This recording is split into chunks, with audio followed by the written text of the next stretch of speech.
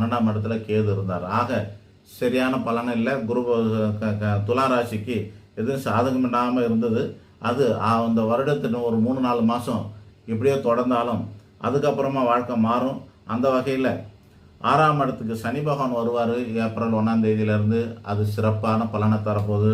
9ஆம் இடத்துல குரு பகவான் வரப்போகிறாரு, அதுவும் சிறப்பான பலனை தரப்போகுது. 11ஆம் இடத்துல கேது வரப்போகிறார், அதுவும் சிறப்பான பலன்.